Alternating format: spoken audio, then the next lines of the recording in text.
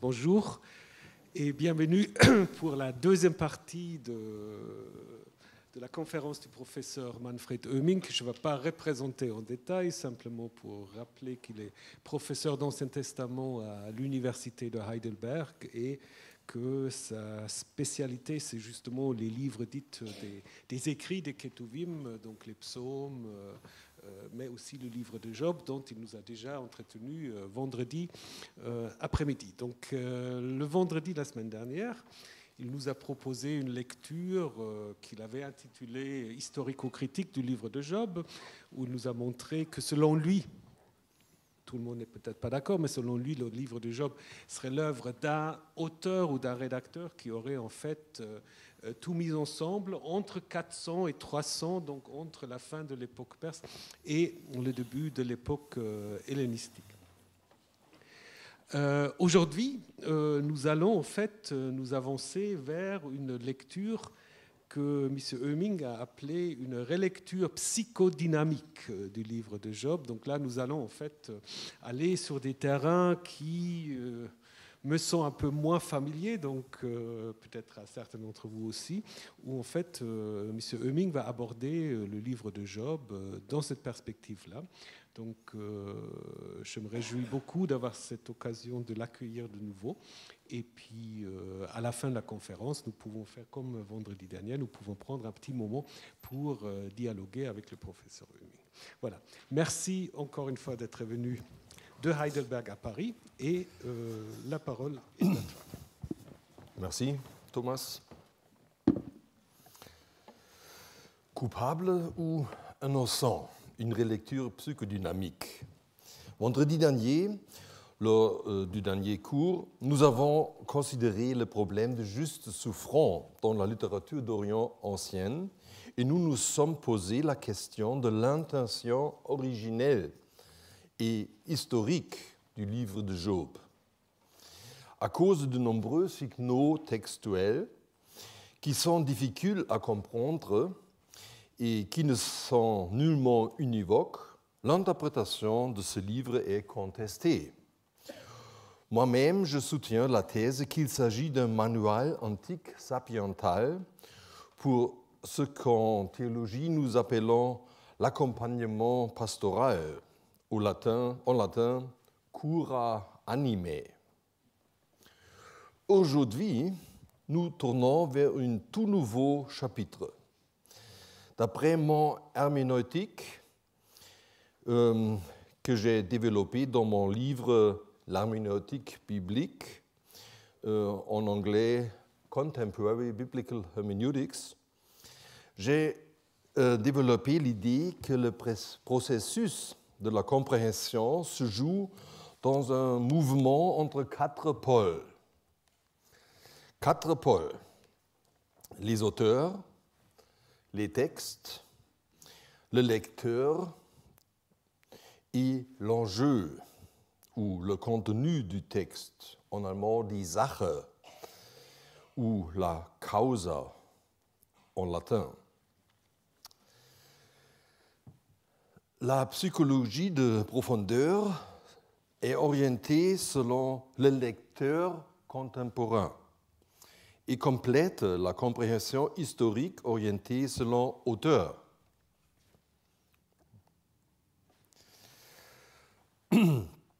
En ce qu'elle dévoile des processus qui se produisent dans l'intériorité de récepteurs, en général inconsciemment. La question n'est pas d'abord celle de l'intention de l'auteur, mais surtout celle des effets dans le lecteur, aspects qui peuvent au demeurant avoir un rapport les uns avec les autres. L'auteur peut partiellement orienter le processus intérieur tel qu'il se produise dans le lecteur. Souvent aussi, l'effet des textes peut être différent de l'intention de l'auteur. Deuxièmement, l'interprétation psychodynamique. La compréhension psychoanalytique est parfaitement séculaire. La Bible n'est pas comprise comme écriture sainte ou révélation secrète d'un être transcendant, mais juste l'expression des processus psychiques qui sont déclenchés d'aujourd'hui par les textes religieux. Que suscite le livre de Job dans un lecteur contemporain et quelle est la signification plus profonde d'un point de vue psychique? Job, c'est un mot hébreu. Il signifie, du moins d'après l'interprétation la plus répandue, où est le Père? Dans l'Ancien et dans le Nouveau Testament, l'image de Dieu est souvent formée à l'exemple des relations familiales. Dieu se présente comme un père. Dans les noms hébreux, Avi, Yah. Yahvé, c'est mon père. Ou comme un frère, Achi, Yah. Yahvé est mon frère. Le nom, déjà à travers le nom de son héros, le livre parle de la problématique du rapport au père. Comment se comporte le père avec le fils Job? Comment le fils doit-il comporter vis-à-vis d'un tel père? Pourquoi le père la torture et le laisse souffrir dans le cadre d'une sorte d'expérimentation? Pourquoi est-ce qu'il le livre à des sentiments aussi négatifs? Selon ma compréhension du livre de Job, il s'agit surtout de la question roborative. Suis-je coupable? Ai-je échoué? Ou suis-je innocent et le Père est échoué? Le malheur et la maladie auxquels Job succombe dans la perspective de l'Orient ancien comme de l'image moderne du monde conduisent à la question « Qu'est-ce que j'ai fait que je doive subir un tel malheur ?» Dans le livre de Job, aussi par l'intermédiaire des amis et de sa femme, Dieu se présente comme l'expression de la mauvaise conscience. Deuxième 1. Selon Sigmund Freud, le centre de la religion se situe dans la confrontation avec le Père, le surmoi qui influence massivement la vie psychique et qui est imaginé comme Dieu. La religion peut conduire le croyant à la soumission obéissante au Père sévère, veut le contraindre à suivre les commandements malgré des résistances et à s'y tenir. Freud reste cela comme infantile. Sa critique de la religion peut à l'inverse faire sortir de toute soumission régressive. Dans Totem et Tabou, il esquisse une théorie pas du tout historique, mais éclairante du point de vue psychologique, du meurtre de Moïse comme une forme de la rébellion du moi contre le surmoi. Et en certain sens, le meurtre du Père est le thème principal du livre de Job. En dernier ressort, le livre est une forme de critique de la religion. Selon Freud, les rêves sont particulièrement révélatoires pour la vie intérieure d'un être humain. Le rêve est la voie royale, via regia, vers la notion. Le rêve a toujours une signification profonde dans la vie de celui qui rêve. Les stimulations libidineuses cachées sont censurées dans le rêve, ce qui génère des symboles en partie paradoxaux qu'il s'agit d'interpréter. Dans le livre de Job, des rêves et des visions sont présentés 2 fois, comme les clés herméneutiques, au chapitre 4 et 33. Pour l'image de Dieu du livre de Job, ces textes sont décisifs dans la perspective freudienne. Je cite, « Une parole est arrivée furtivement jusqu'à moi, et mon oreille en a recueilli des sons légers. Au moment où les visions de la nuit agitent la pensée, quand les hommes sont livrés à un profond sommeil, je fus saisi de frayer l'épouvante et tous mes os tremblèrent. Un esprit passa près de moi. Tous mes cheveux se hérissèrent. Une figure d'un aspect inconnu était devant mes yeux et j'attendis une voix qui murmurait doucement. L'homme serait-il juste devant Dieu? Serait-il pour devant celui qui l'a fait? La vision conduit à la question rhétorique, l'homme serait-il juste devant Dieu? Plus clairement, la culpabilité d'être humain et l'appel à la conversion sont thèmes principaux de la deuxième rêve, selon le discours d'Élihu en chapitre 33. Dieu parle cependant tantôt d'une manière, tantôt d'une autre, et l'on n'y prend point garde.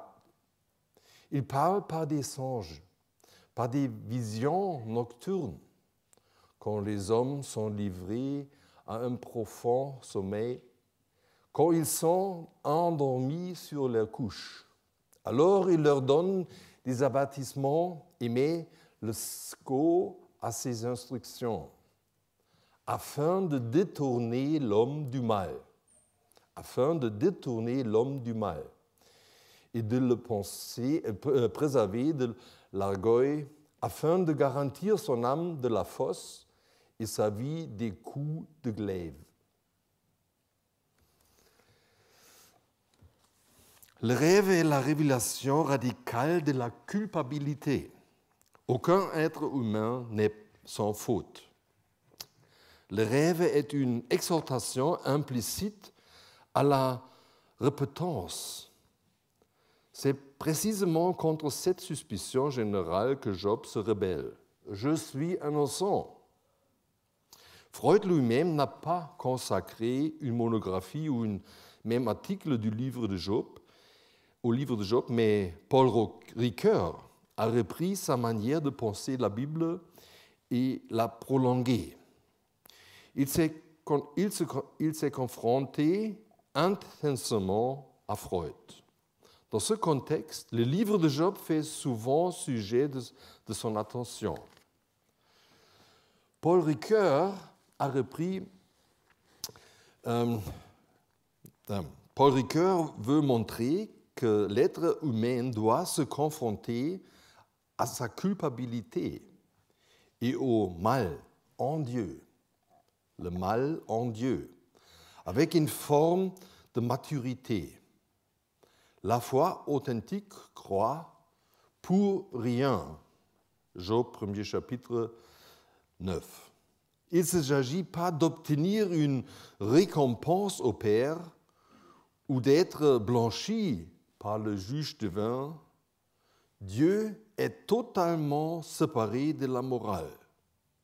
Le livre de Job conduit, pour ainsi dire, à une morale autonome.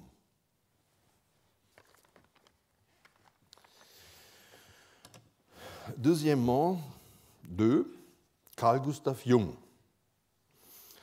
En 1915-12, Jung s'intéresse à la religion d'un point de vue psychologique. Il publie le célèbre et très controversé « Réponse à Job », écrit à partir des éléments des journées Eranos, intitulé « Une approche psychologique du dogme des Trinités ». Sur la base de la narration qui forme le cadre du livre de Job, Jung pose un diagnostic psychologique sur le Dieu Yahvé. Dans la perspective critique du psychanalyste, Dieu se présente comme personne avec beaucoup de complexes, comme une composite incompréhensible entre tous les opposés possibles et imaginables. Dieu est à la fois juste et injuste, fiable et incontrôlable, préservant la vie et néantissant la vie. Dieu est un être amoral. Je cite, « Yahvé n'est pas divisé, mais il est une antinomie, une opposition totale intérieure, le présupposé indispensable de sa dynamique effroyable. » Le Dieu de l'Ancien Testament a, selon Jung, d'un côté avec d'êtres humains une relation très personnelle, mais d'un autre côté, il témoigne d'une méfiance et d'une jalousie extrême. C'est pourquoi il est susceptible et peut facilement être déçu. Jung diagnostique chez ce Yahvé une perturbation narcissique.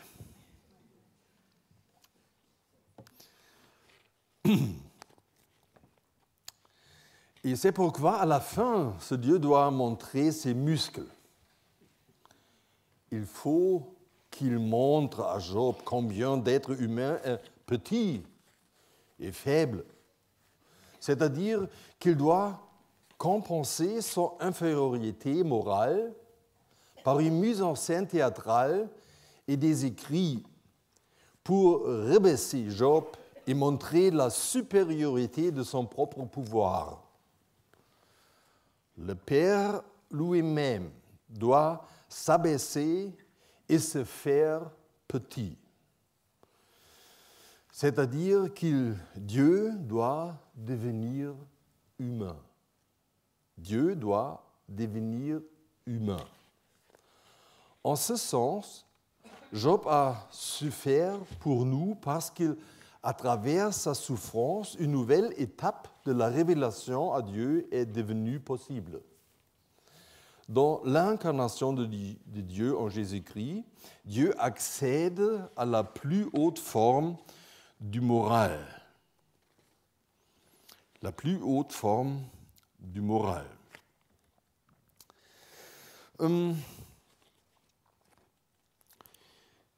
Cependant aussi, après Jésus-Christ, la destructivité schizoïde de Dieu s'impose de nouveau dans le jugement dernier dans l'Apocalypse de Jean. Dieu organise un jugement colérique et sanglant du monde entier. L'interprétation de l'Apocalypse, qui prend une grande place chez Jung, je laisse de côté. Ce qui est décisif concernant le matériel du livre de Job pour Jung, c'est que Dieu doit se transformer. Dieu doit se transformer. Lui qui a un surmoi juif et vétérotestamentaire, qui est des traits archaïques, primitifs et sadiques. Il devient un être qui surmonte les forces de destruction et les intègre dans une forme d'amour. Dans une perspective séculière et psychologique, dans son contexte biblique général, le livre de Job a la signification suivante: un être chaotique est transformé en un soi. Roman Lesmeister, un analyste de Hambourg, a étudié la question comment cette interprétation de Job est à comprendre dans la perspective de la personnalité de C.G. Jung lui-même. Jung a écrit son livre sur Job justement dans une période où il avait eu une crise cardiaque. Le Jung, fort et fier, un grand homme, est devenu un homme vieux et fragile. Dans la confrontation à cet événement, Jung découvre la matière du livre de Job. L'accusation de Dieu reflète le désespoir de Jung au sujet de son propre destin et sa manière de travailler la situation de la souffrance. La psychologue Kathleen Newton de London va encore plus loin. Elle critique l'interprétation de Jung en disant qu'elle est unilatérale et déformée. Si Jung utilisait dans sa compréhension de Job la même acuité analytique qu'en ce qui concerne Yahvé, le Dieu, il aurait dû découvrir que Job a projeté sa part d'ombre sur ses enfants. Job s'en tient à une image idéale tant de lui-même que de Yahvé, ce qui explique combien il est désorienté dans la réaction et comportement de Dieu. Lorsque celui-ci contredit précisément cette image. En dernier ressort, dans la confrontation avec Job, Jung travaille ses propres blessures narcissiques et prend la position de celui qui est choqué d'un point de vue moral. En cela, il est typique. Oval bite is reversed in moral beat. Celui qui a été blessé ou mordu d'un point de vue narcissique répond dans une logique morale. Jung se prend pour Dieu bien supérieur au destin d'un point de vue moral. Cela explique le large spectre de la colère contre Dieu qui fait la leçon au Père apparemment à bon droit.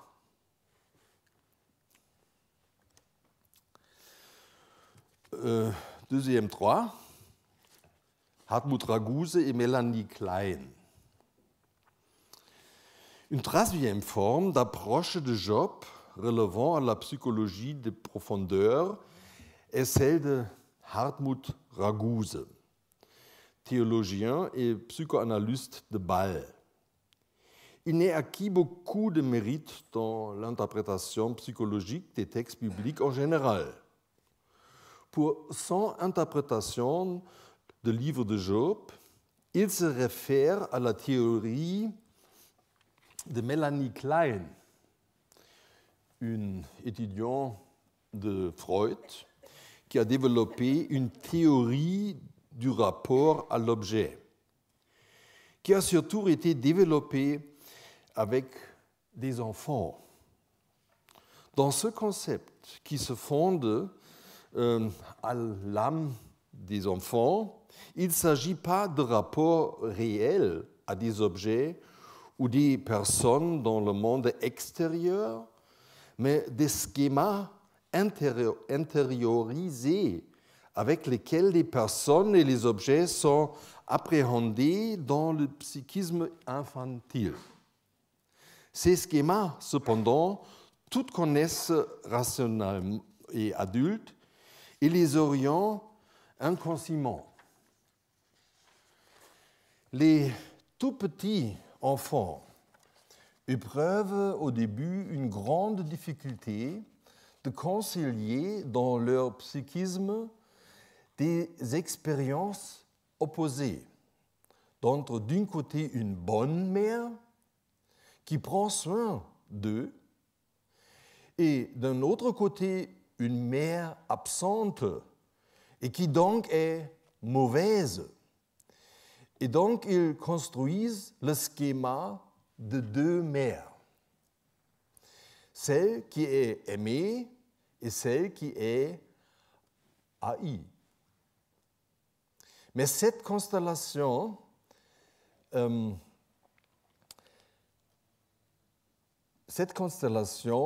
menaçante, parce qu'il n'y a pas la conscience de la continuité du temps, et ainsi l'enfant est livré sans recours à sa haine et son désespoir. Cela se produit toujours quand la bonne mère est absente et qu'il n'y a que mauvaise mère qui, ne serait que pour quelques minutes, ne s'occupe pas de l'enfant. Parce que dans ce contexte, la mère est divisée en deux images et que la partie mauvaise est vécue comme persécutrice, Klein nomme ce schéma la position paranoïde schizoïde. Comment sortir de cette division? C'est souvent le père ou un autre tiers qui offre une sortie de schéma, un tiers qui est justement présent quand l'enfant se sent livré à la mauvaise mère. Il peut prémunimement consoler l'enfant au sujet de la perte apparente, mais il y a encore une autre fonction bien plus importante, parce que l'enfant remarque que le père est lié à la mère, et plus encore aux deux mères. Le père est lié aux deux mères. Dans le cadre d'un processus d'apprentissage, l'enfant peut découvrir que la mère est et reste la même dans tous les cas.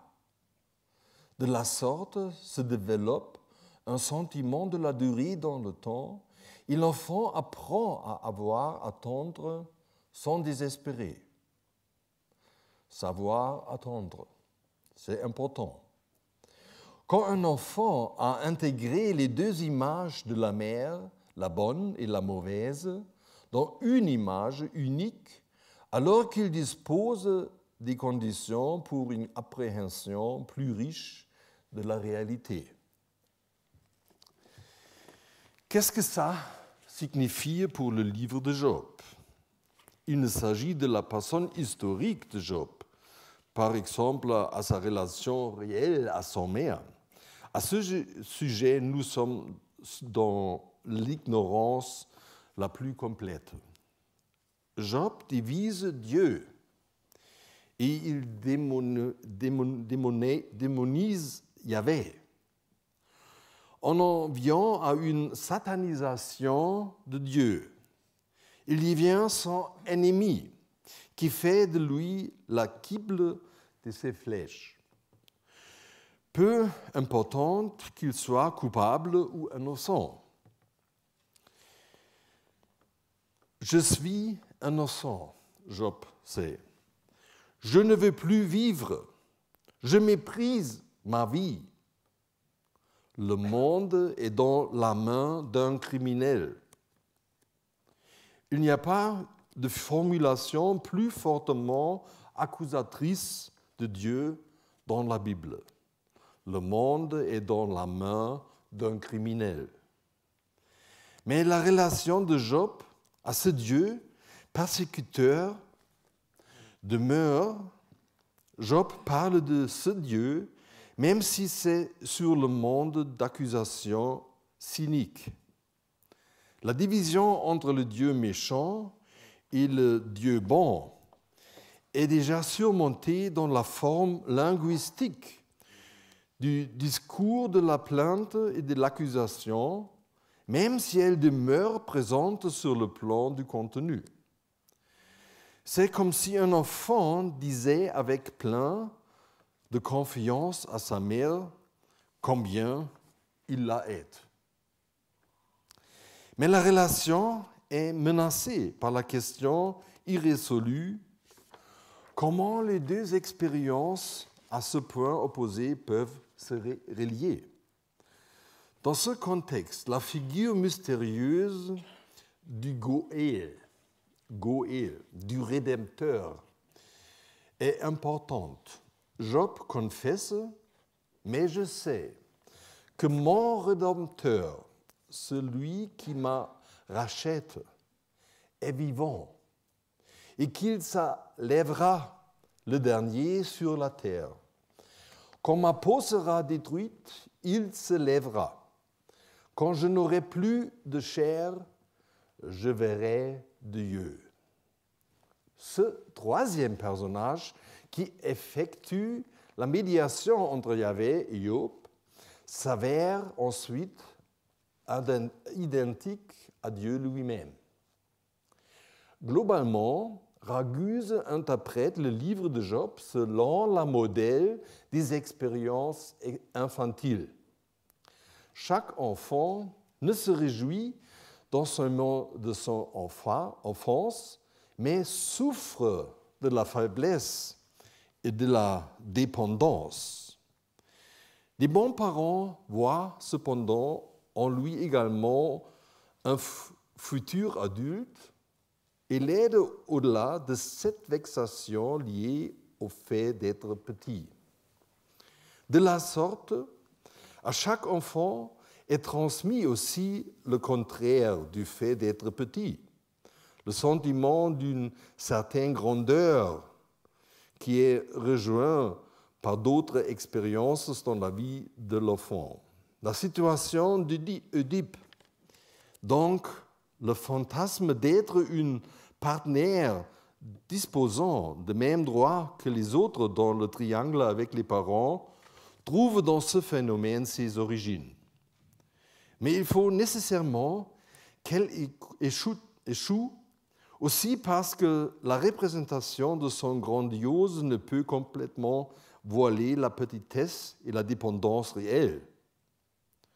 Quand un enfant est renvoyé à ses limites d'enfant, alors qu'il peut réagir en règle générale de deux manières. Il va accuser et tyranniser les parents et il va négocier avec eux en essayant de les contraindre à toute une série de compromis. Cela peut être très pénible. L'autre possibilité consiste en reconnaître son être enfant et sa petitesse et d'accepter la différence avec les parents. On fait partie d'accepter de ne pas être une partenaire appropriée par un des deux parents. Un enfant doit pouvoir supporter la question des parents « Où étais-tu quand nous avons conçu ?» Et enfant est le mieux disposé à renoncer à cette égalité de droits quand les parents ne blessent pas son souhait de grandir, mais lui montrent que cela a du sens de pouvoir attendre. Quand un enfant consent à renoncement, alors il n'a plus besoin de haïr ses parents et de trouver liberté des sentiments de culpabilité et découle de cette haine. Ce que Job doit apprendre est la reconnaissance de son être créature. Cette reconnaissance de son statut de créature donne à Job la possibilité de ne plus d'expérimenter Dieu comme un démon qu'il faut combattre pour survivre, mais au contraire, d'accepter la dépendance absolue et d'attendre dans les temps de détresse le retour de la mère secourable. C'est pourquoi le Satan disparaît. Deuxième 4, Eugen Drewermann. Eugen Drewermann, prêtre catholique et psychothérapeute de Paderborn en Allemagne, a mis en place d'importants fondements théoriques avec son livre classique Tiefenpsychologie und Exégèse, traduction française, Psychoanalyse et l'exégèse 2000 et 2001. L'hypothèse de base est la suivante. Tous les récits bibliques ont deux dimensions. L'une de la surface, ce qui relève l'objet appelé objectal, et une signification plus profonde qui est conscientementée et se trouve dans l'intériorité de l'être humain, ce qui relève du sujet appelé subjectal.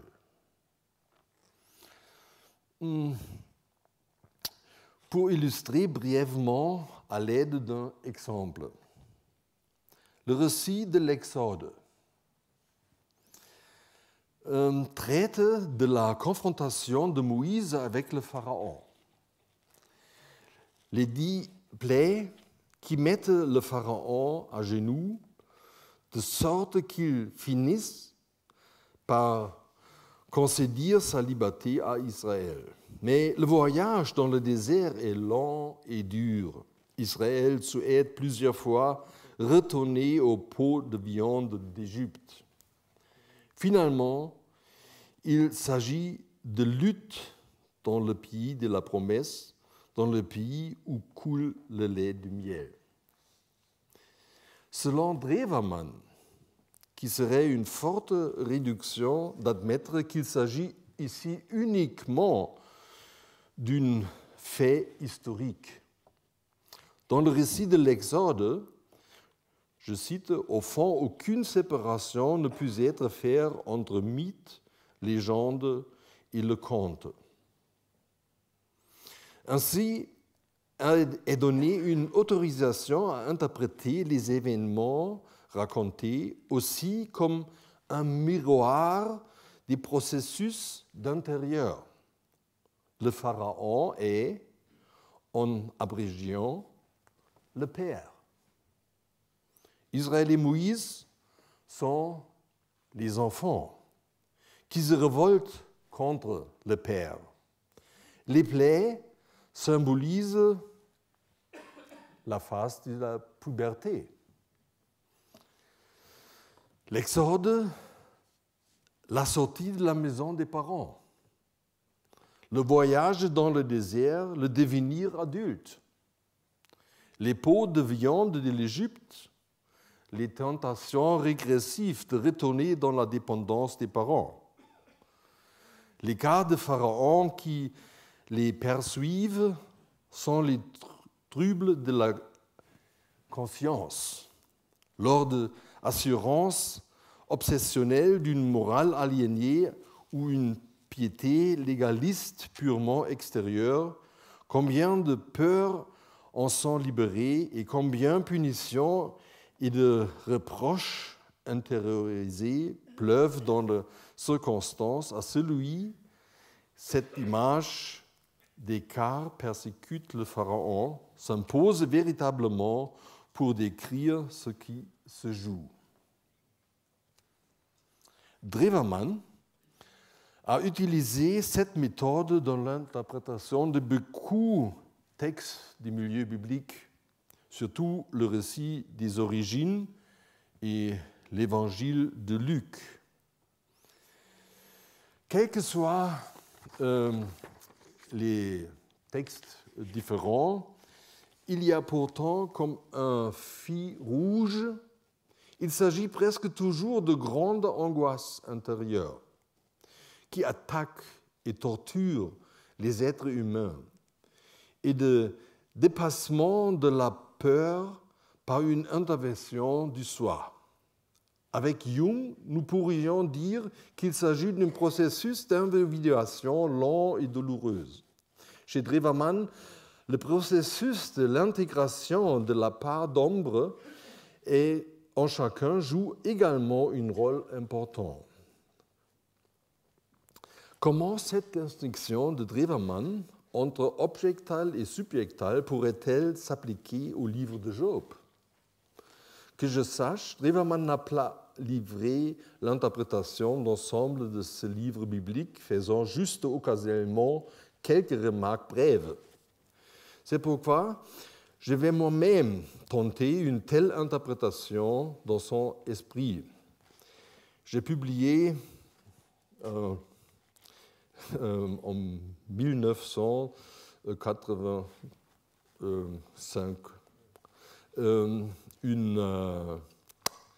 article proposant une vue d'ensemble au sujet de l'interprétation de la Bible, des classiques de la Psychoanalyse, Altes Testament und Tiefenpsychologie, Aufklärung oder Freudsche Fehlleistung. On pourrait traduire l'Ancien Testament et Psychologie des profondeurs, Illumination ou acte manqué freudien. Et depuis, j'ai toujours et encore travaillé avec la méthode de Drewermann, par exemple dans l'interprétation des histoires d'Élie ou encore du livre de Tobie et des psaumes. Quelle est la signification de l'histoire Job pour être humain intérieur? Insistant là-dessous, il s'agit de cette histoire dans son ensemble, une histoire dans son ensemble. Il ne s'agit pas des aspects particuliers, mais un chemin global de Job comme processus de développement, non pas linéaire, mais avec des retours en arrière, des détours et des répétitions. Dans la vie réelle, cette histoire peut durer des années, avec beaucoup de préalables, des régressions et de nouveaux départs. Dans la narration, elle est comprimée. Quels sont les processus dans l'intérieur qui voient viser avec la narration d'un déroulement extérieur? Quel est l'équivalent psychique de Satan? Quelle est la fonction de Dieu? Je vois Job au début comme un être humain qui se repose en lui-même, qui est satisfait. Il part du point de vue que certes des enfants peuvent commettre des manquements, mais pas lui-même. Il n'offre de sacrifice que pour eux, eux qui y projettent sa part d'ombre, pas pour lui-même. Pourquoi pas pour lui-même? Il est au clair avec lui-même et il se considère comme parfait. Nous avons là un problème de manque de maturité. Job ne connaît pas la puissance du péché en lui-même. Il nie sa propre part d'ombre. Ensuite, il est victime d'une profonde souffrance, d'une perte, d'une maladie et de la mort. Tout cela est condensé dans une logique symbolique. Ces événements le précipitent dans des angoisses profondes. Le Satan, c'est le symbole du doute. Douter de lui-même conduit à questionner ce bonheur harmonieux. Ne suis-je pieux que parce que je vais si bien? Sera-t-il encore dans une bonne relation avec Dieu si celui-ci ne le traitait pas si bien? Du point de vue subjectal, cela signifie que la relation aux parents, en particulier au père, est mise à l'épreuve. Est-ce que le fils Job l'aimerait encore s'il ne le traitait pas avec justice et amitié? En présence de l'expérience de la souffrance, Job s'écroule entièrement. Une profonde angoisse s'abat sur Job. Job se défend contre cette angoisse existentielle d'abord avec un stoïcisme, ensuite dans la dépression, mais ensuite plein d'un humour amer. Avec cynisme et agressivité. Il s'élève dans l'accusation de Dieu et dans la négation de toute culpabilité. Je suis sans faute. Il examine son comportement et constate qu'il a tenu sous la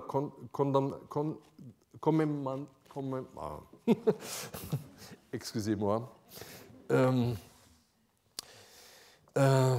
Il constate qu'il a tenu tous les commandements. Simple. Il a été obéissant et c'est pourquoi le Père n'a aucun droit de critiquer et ou de le condamner. Du point de vue subjectal, cela signifie que la mise en question de son intégrité morale peut détruire un être humain. Job éprouve une profonde vexation narcissique.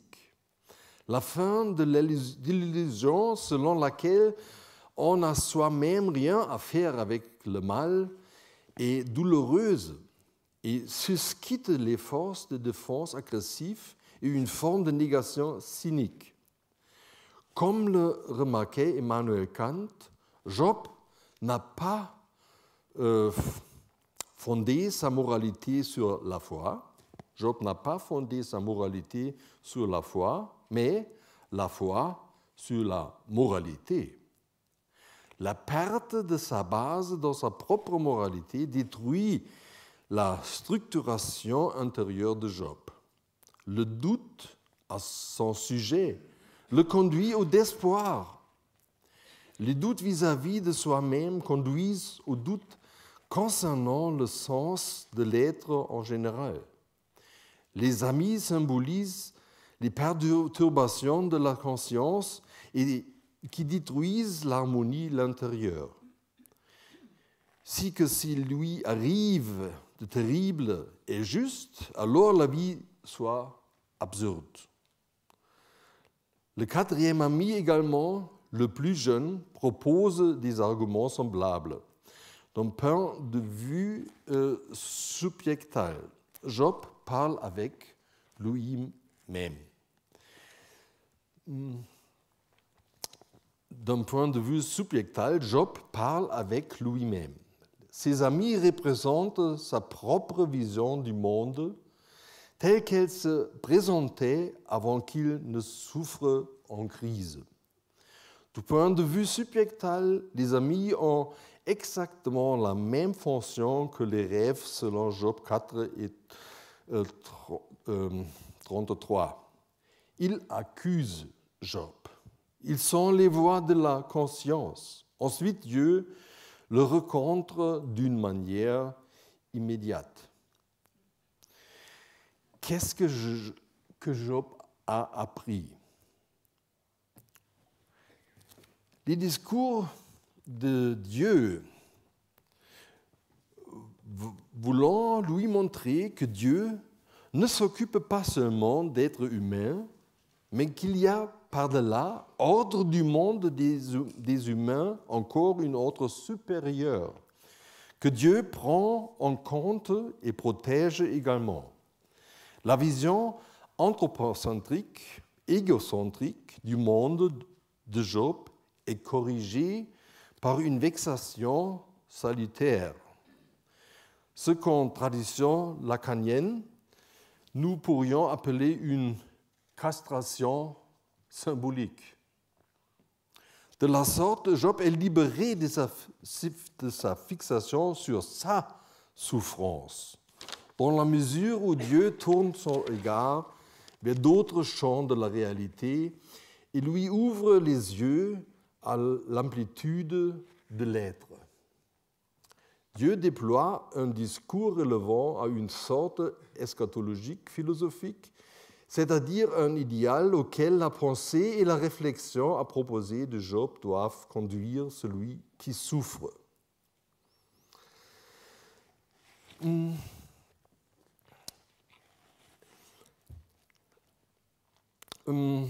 Supporter le tragique, accepter que Dieu le Père, l'histoire du monde n'est pas une instance morale, renoncer à la plainte et à l'accusation, tout cela a profondément transformé Job.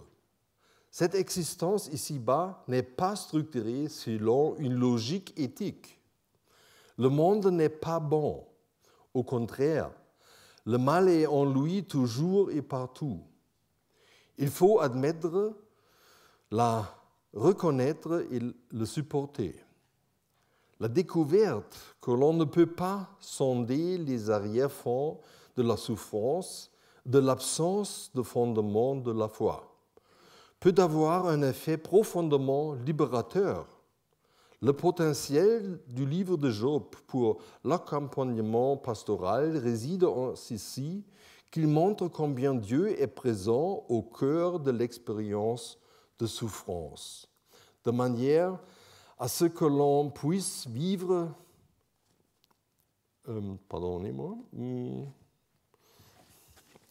la découverte quand l'on ne peut pas sonder les arrière-fonds de la souffrance, de l'absence de fondement de la foi, peut avoir un effet profondément libérateur. Le potentiel du livre de Job pour l'accompagnement pastoral réside en ceci, qu'il montre combien Dieu est présent au cœur de l'expérience de souffrance. Seule cette proximité aimante représente une véritable aide.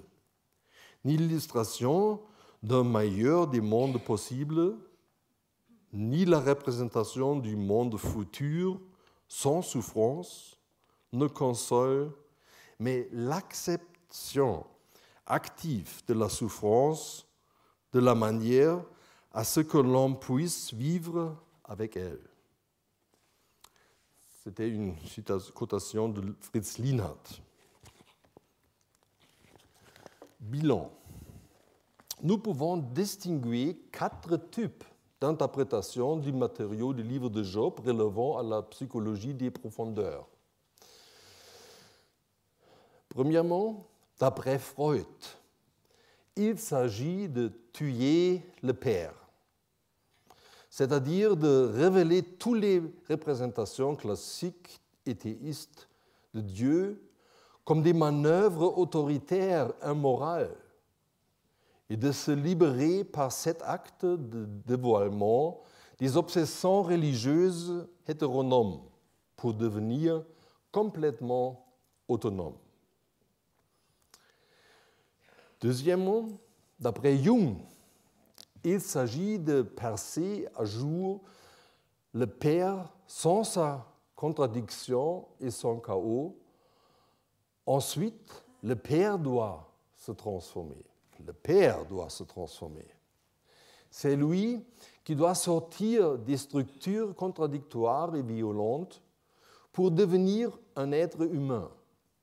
L'image de l'incarnation de Dieu est un symbole pour la transformation du surmoi hautement énergétique qui doit descendre de sa haute et renoncer à son agressivité pour intégrer sa propre part d'ombre, la côté obscur de la force, dans la puissance de l'amour qui pardonne. La puissance de l'amour qui pardonne est le symbole pour cela s'écrit et ainsi se transformer. Selon Raguse, l'être humain doit apprendre à appréhender Dieu dans son ambivalence et à supporter le Dieu bon autant que le Dieu mauvais. L'enfant Job, c'est-à-dire tout être humain, doit se modifier en ceci, qu'il se soumet à la génération plus ancienne et à la puissance et trouve ainsi sa paix. Le Père doit être reconnu dans sa puissance et il est nécessaire de se soumettre à lui. Quatrièmement, selon moi, en la continuité avec Ricoeur et Drewermann, le livre de Job, dans son ensemble, dispose d'une unité de sens. Cheminer avec Job et travailler les différentes stations dans la souffrance représente une orientation ou une aide pour la maturation de la personnalité. Job ne doit pas enfermer le Père dans le corset de ses représentations. Il ne doit pas d'idéaliser le Dieu gentil à briser en cours de route, mais il ne doit pas non plus de diaboliser le Satan disparaît au cours de le chemin de Job. Il doit apprendre à vivre avec le mal, aussi en Père, en Dieu. C'est dur et même cruel. La rencontre avec la violence brutale, avec la puissance du péché, la rencontre avec les doutes au sujet de lui-même et le doute sont ensemble, l'expérience de l'abîme et de l'absurde, l'expérience de la souffrance font partie de devenir personne. Job assied Dieu, le Père, sur le banc d'accusés. Il pose des questions très critiques, mais Dieu donne raison à la fin à Job qu'il ait critiqué Dieu avec tant de rigueur.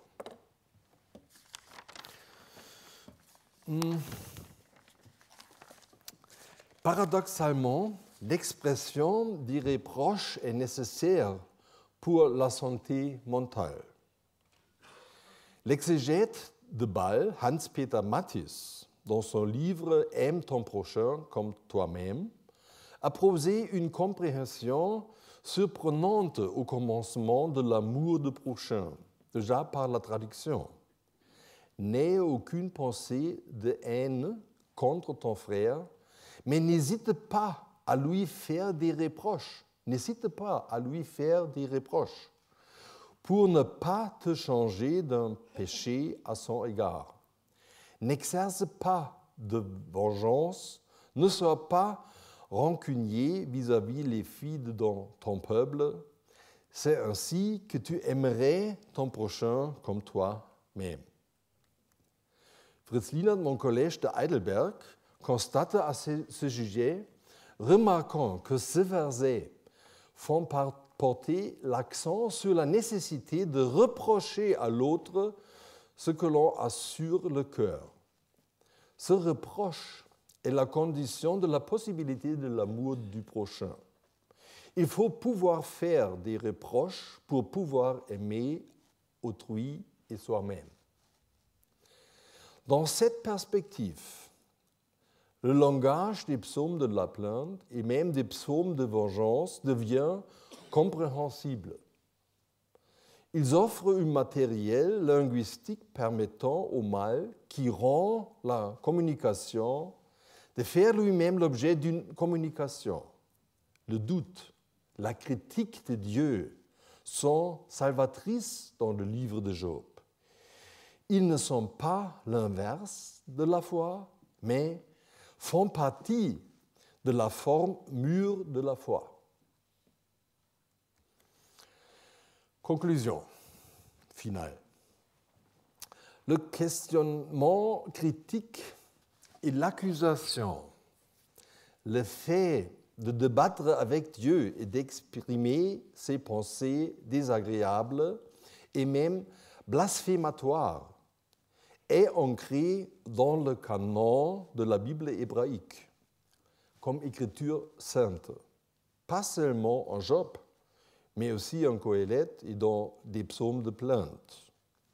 Cela est impressionnant et merveilleux.